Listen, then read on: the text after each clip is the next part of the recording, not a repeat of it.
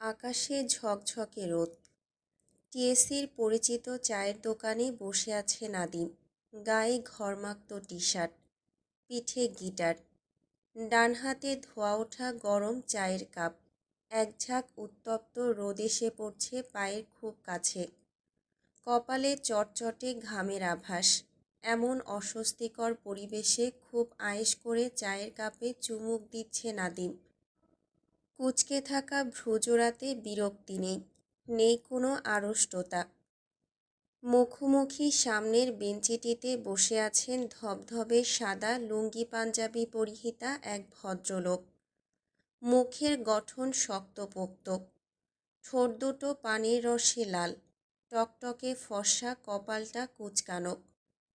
চোখ দুটোতে বিরক্ত আর দ্বিধার দ্বৈত টানাপোড়েন। মকবুল সাহেব চায়ের কাপটা পাশে রাখলেন। তীব্র বিতৃষ্ণা নিয়ে বললেন, আমি মকবুল, নিজে তোমার সাথে দেখা করতে এসেছি। এর পেছনের কারণ কি তুমি অনুমান করতে পারো? নাদিম চোখ তুলে তাকালো। কুঁচকানো ভ্রুজোড়া শিথিল হলো। হালকা কণ্ঠে বলল, জি না।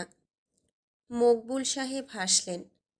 পানের রসে লাল হয়ে থাকা এক পাটি দাঁত ঝিলিক দিয়ে উঠল মুহূর্তেই। পাশে দাঁড়িয়ে থাকা চাকর শ্রেণীর লোকটা পানের খিলি এগিয়ে দিতেই নতুন খিলি মুখে পুরলেন। হাসি হাসি মুখে পান চিবোলেন। বেশ কিছুক্ষণ নীরব হেসে মুখ ভর্তি পানের রস নিয়েই কথা বললেন। মিথ্যা। মকবুলের সাথে মিথ্যা বলে লাভ নেই। মানুষ দেখেই নারী নক্ষত্র বুঝে ফেলার ক্ষমতা আমার আছে। আর মানুষ দেখে মনের কথা আঁচ করে ফেলার ক্ষমতা বোধহয় তোমারও খানিক আছে, আছে না? নাদিম উত্তর দিল না। চায়ের কাপটা নামিয়ে রেখে সিগারেট ধরালো। মকবুল সাহেব একদলা থুতো ফেলে রুমালে মুখ মুছলেন। পানের রসে লাল হয়ে যাওয়া ধবধবে সাদা রুমালটা রাস্তার পাশে ছুঁড়ে ফেলে হাসলেন। তুমি খুব ভালো করেই জানো আমি কেন এসেছি, জানো না? নাদিম তীক্ষ্ণ চোখে তাকালো, হেসে বলল, হয়তো জানি, খানিকটা অনুমানও করতে পারছি, কিন্তু আপনার মেয়ের সাথে কোনোরূপ যোগাযোগ আমার নেই। মকবুল সাহেব অবাক হলেন। কয়েক মুহূর্ত নিষ্পলক চেয়ে থেকে নিজের মনে আওড়ালেন, আমার মেয়ে? কেন? মিষ্টি কি আপনার মেয়ে নয়? মিষ্টির উপর অধিকার আইনত আপনারই বেশি। আমি বা আমরা কেউ নই, কেউ না। মকবুল সাহেব জবাব দিলেন না। নাদিমের দিকে একদৃষ্টে চেয়ে থেকে শক্ত কণ্ঠে বললেন, তুমি কি আমায় ওভারটেক করার চেষ্টা করছো? এসব খেলায় পুরাতন খেলোয়াড় আমি। আমার সাথে খেলতে আসবে না? মিষ্টিকে লেলিয়ে দিয়ে আমার সামনে ভালো সাজার চেষ্টা চালাচ্ছ। নাদিম হেসে ফেলল। বিচিত্র ভঙ্গিতে সিগারেটের অবশিষ্ট ছাইটুকু ফেলে দিয়ে বলল, মিষ্টি আমার কাছে আসতে চায়, আমার সাথে থাকতে চায়, কিন্তু আমি নই। আপনি বুদ্ধিমান মানুষ। আমাদের পারিবারিক হিস্ট্রি সম্পর্কে খোঁজ না নিয়ে বসে থাকার কথা নয়।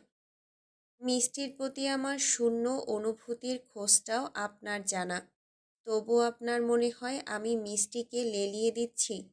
আশ্চর্য।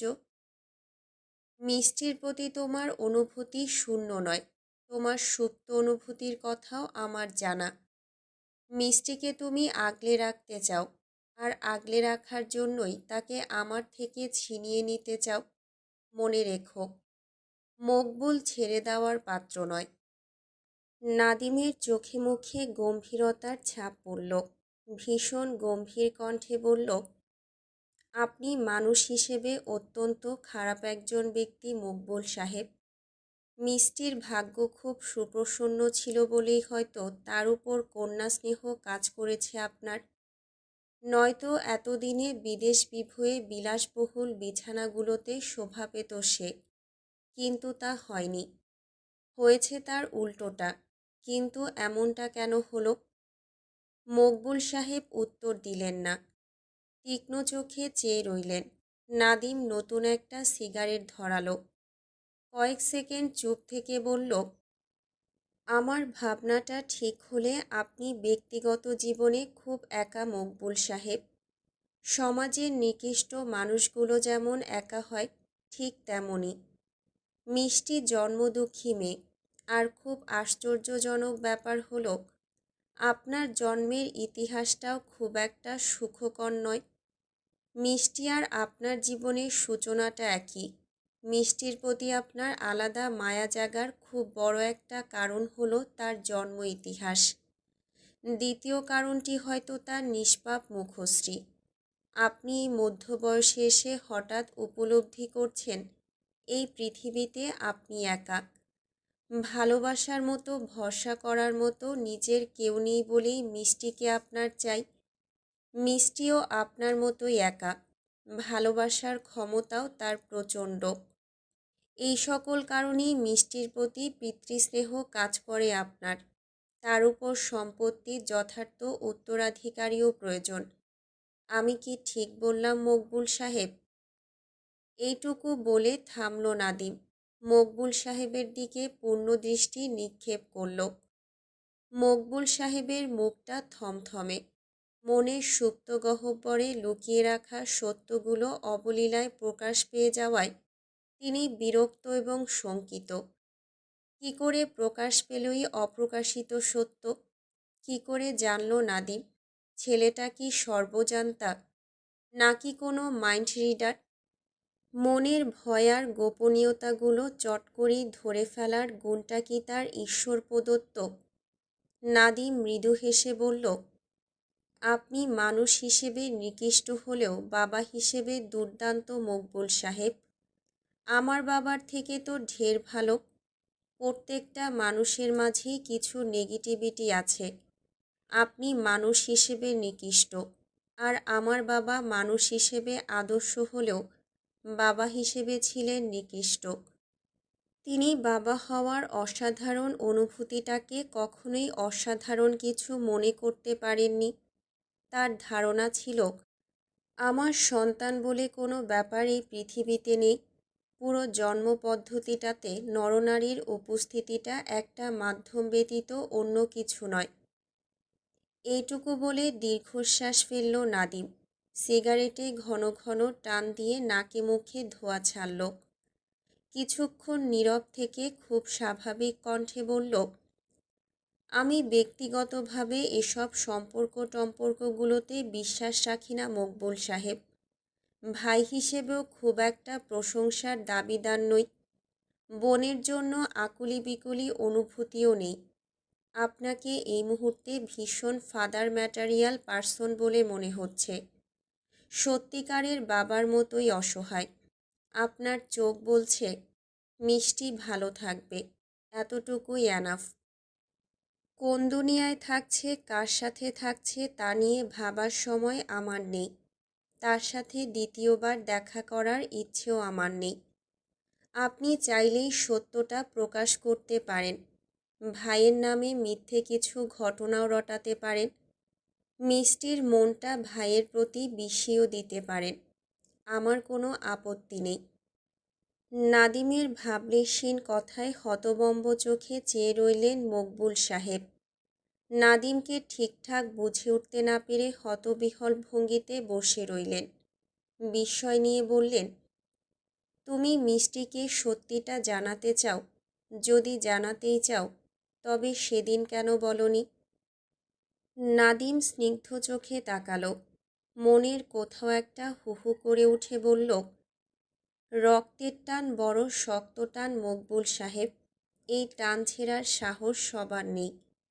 বোনের ছলছলে দাবির মুখে তিক্ততা ঢালার সাহস হয়তো পৃথিবীর কোনো ভাইয়ের বুকেই হয় না, কখনো না। নাদিম থেকে উত্তরের অপেক্ষা না করেই বিড়বিড় করে বলে উঠলেন মকবুল সাহেব, মিষ্টিকে বোঝানো সহজ হবে না। তুমি বুঝতে পারছো না। আল্লাহর পর ভাইকে ছাড়া আর কাউকেই বোধহয় সে এতটা বিশ্বাস করে না। কাছাকাছি না থেকেও কিভাবে তৈরি হলো এই টান?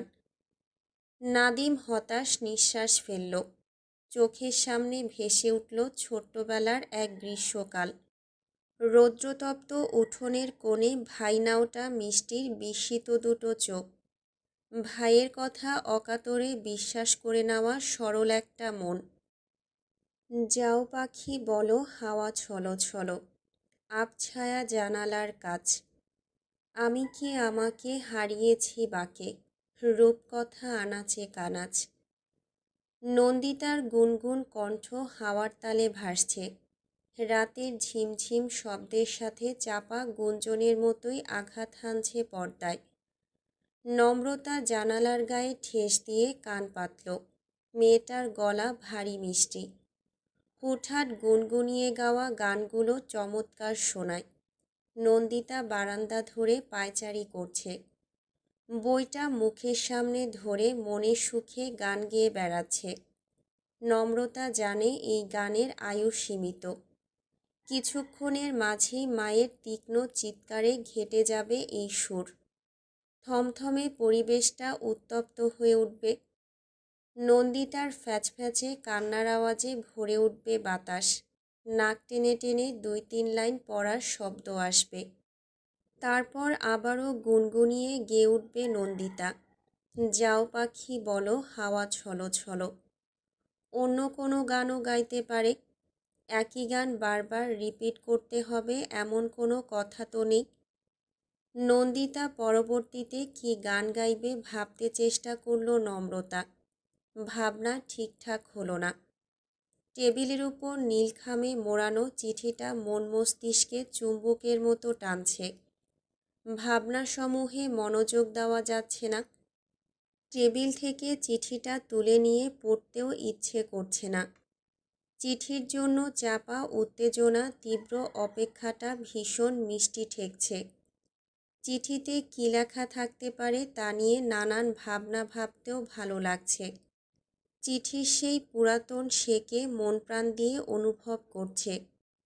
কম্পিত হৃৎপিণ্ডে প্রেমানুভূতিটা তরতর করে বাড়তেই অদ্ভুত এক ঘোর আষ্টেপৃষ্ঠে জড়িয়ে ধরছে শরীর। নম্রতা দীর্ঘশ্বাস ফেলল, ধীর হাতে তুলে নিল নীলাভ খাম। কম্পিত হাতে চিঠিটা খুলতেই চোখে ভাসল চিরপরিচিত গুটি গুটি অক্ষর, ভালোবাসা। আজকাল ভালোবাসা শব্দটা বড্ড বেশি জ্বালাচ্ছে শ্যামলতা। বুকের ভেতর ধুকপুক করতে থাকা হৃৎপিণ্ডটা বারবার জানান দিচ্ছে, আমি ভালোবাসি তাকে। আমার ব্যস্ত দিন ব্যস্ত রাত, তার ব্যস্ত অভিমানে নিজেকে ডুবিয়ে রেখেও হঠাৎ হঠাৎ ভীষণ একা হয়ে উঠছি। সেই একা নিঃসঙ্গ জগতে স্বপ্নময়ী হয়ে ধরা দিচ্ছ তুমি। তোমাকে পাওয়ার ব্যস্ততায় দিনকে দিন ক্লান্ত হয়ে পড়ছি। হাজারো ব্যস্ততার মাঝেও হঠাৎ ভীষণ কৃপণের মতো বুকে চাপা দিতে চাচ্ছি আমার সম্পদ। অন্যমনস্ক মন কাজকর্ম ফেলে শিশুসুলভ অভিমানে বিদ্রোহ করছে। অন্যের প্রতি তোমার হালকা সজাগ দৃষ্টিতেই ঈর্ষায় জ্বলে পুড়ে মরছি। তোমাকে দুমড়ে মুচড়ে বুকের নিষিদ্ধ কোনো প্রকোষ্ঠে বন্দি করার তীব্র ইচ্ছে বহন করছি প্রতিটা রক্তকণায়। ইস, এত হিংসুটে কবে হলাম আমি। নম্রতা চিঠিটা ভাঁজ করে খামে পুরল, বাকিটা সে পড়বে না। আরফানের অনুভূতির পাগলামো শুনে গলে গেলে তো চলবে না। এতদিনের জমানো অভিমান ভাসিয়ে দিলেও চলবে না। সে শক্ত থাকবে। আরফান যদি তার ব্যস্ততা নিয়েই ভালো থাকে তবে নম্রতাও ব্যস্ত থাকবে। আরফান তাকে অবহেলা করলে সেও করবে। কি এত দায় তার? কেন বারবার তাকেই এত এগোতে হবে? সব অপেক্ষা শুধু তারই কেন? করবে না সে অপেক্ষা, চিঠিও পড়বে না। সপ্তাহে 2 দিন যার ফোন করার সময় হয় না তার আবার ভালোবাসা কিসের? নম্রতা মুখ ফুলিয়ে বসে রইল। হাতে থাকা চিঠিটা গভীর আবেগে চেপে ধরল বুকে। মনে সুপ্ত কোনো প্রকোষ্ঠ দরাক করে লাফিয়ে উঠে বলল, তার প্রতি অভিমান নিয়ে বাঁচা যে বড় কষ্ট শ্যামলতা, বড় কষ্ট। ঘড়ির কাঁটা 10টা 5 গড়াতেই ঘড়ি থেকে চোখ তুলে সামনে তাকালো আরফান। স্টিয়ারিং হুইলে ডান হাত রেখে বাম হাতে দরজা খুলল। কপাল কুঁচকে বলল, পুরোপুরি ৩৫ মিনিট লেট। তুমি বলেছিলে তুমি রাস্তায় দাঁড়িয়ে আছো। বাড়ি ফেরার চিন্তায় অলমোস্ট মারা যাচ্ছ। একসাথে এতগুলা মিথ্যা। নিদ্রা মিষ্টি হাসল। শপিং ব্যাগগুলো পেছনের সিটে ছড়িয়ে রেখে সিট বেল্ট বাঁধল। আরফানের দিকে চেয়ে অমায়িক কণ্ঠে বলল, দ্যাট ওয়াজ এ পানিশমেন্ট। তুমি ছোড়াছুড়িকে লাঞ্চের দাওয়াতে আনবে বলেছিলে, আনোনি। মার আমার সাথে পরিচয় করিয়ে দেবে বলেছিলে, দাওনি। মোস্ট ইম্পর্ট্যান্ট টপিক, তুমি বলেছিলে ফটাফট বিয়ে করে ফেলবে, তাও করনি। আরফান হাসল। প্রসঙ্গ পাল্টে বলল, এত রাতে একা শপিংয়ে আসাটা বোধহয় তোমার উচিত হয়নি নিদু। ঠিক বলেছ, উচিত হয়নি। কিন্তু হিউম্যান সাইকোলজি কি বলে জানো? হিউম্যান সাইকোলজি বলে মানুষ তার জীবনে উচিতের থেকে অনুচিত কাজগুলোই বেশি করে। তারা যে কাজগুলো না জেনে করে এমনটা নয়। তারা জানে, বোঝে এবং সুস্থ মস্তিষ্কে অনুচিত কাজটা বেছে নেয়, যেমনটা তুমি করছো।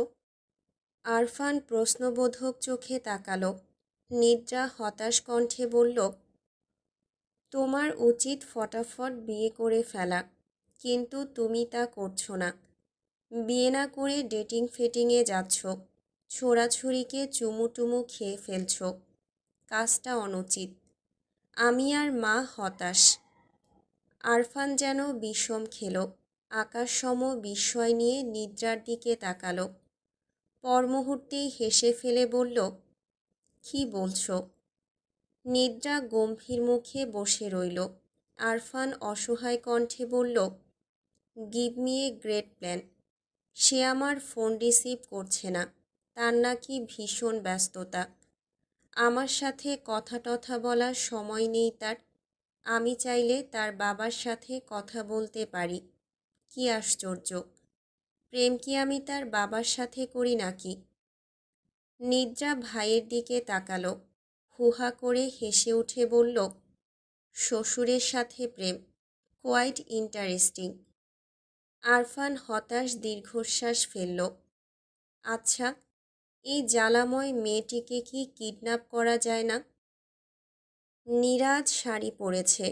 হালকা নীল রঙের উপর সাদা সুতোর কাজ করা সুতি একটা শাড়ি।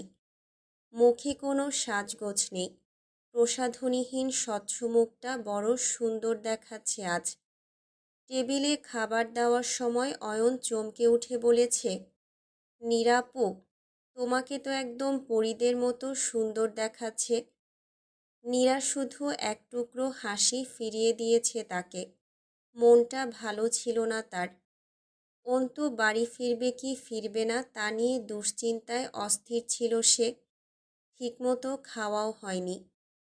অন্তু যদি সত্যি না ফেরে। কিন্তু অন্তু ফিরল। ঘড়িতে 11টা বাজার আগেই বাড়িতে দেখা গেল তাকে। নীরাকে সম্পূর্ণ এড়িয়ে গিয়ে রাতের খাবার খেল। নীরা ঘরে ফেরার আগেই বইয়ে মুখ গুজে বসে রইল। নীরা নামক প্রাণী আদৌ এই ঘরটিতে আছে কিনা তা যেন বেমালুম ভুলে গেল সে।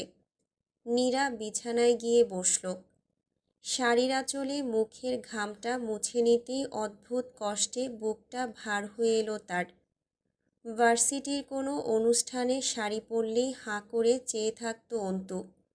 নাদিম রঞ্জন এত মজা নিত, তবুও দৃষ্টি সরত না তার।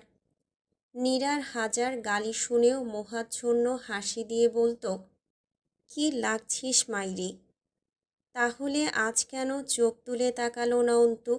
সেই মোহাচ্ছন্ন দৃষ্টি কোথায় হারালো? সেই সকল বেপরোয়া বেসামাল কথার মানুষটি কিভাবে এত গম্ভীর হলো? তবে কি নীরার আগের মতো নেই? অন্তুকে আকর্ষণ করার শক্তি কি তার নিঃশেষ হয়ে গেছে? নীরার হঠাৎই মায়ের কথা মনে পড়ল। এক ছুটে মায়ের কোলে মাথা রাখতে মন চাইল। জীবনের সব দুঃখগুলো বিছিয়ে বিছিয়ে বলতে মন চাইল। কে শুনবে তার দুঃখমালার কথা? কথাগুলো ভাবতেই স্থানকাল ভুলে ফুঁপিয়ে উঠল নীরা। অন্তু ঘাড় ফিরিয়ে অবাক চোখে তাকালো। ভ্রু কপাল কুঁচকে নীরাকে পর্যবেক্ষণ করল। নীরবতা ভেঙে গম্ভীর কণ্ঠে বলল, কি সমস্যা? কান্নাকাটির কি হলো? হঠাৎ অন্তুর কণ্ঠে চমকে উঠল নীরা। কান্না বন্ধ হয়ে গেল।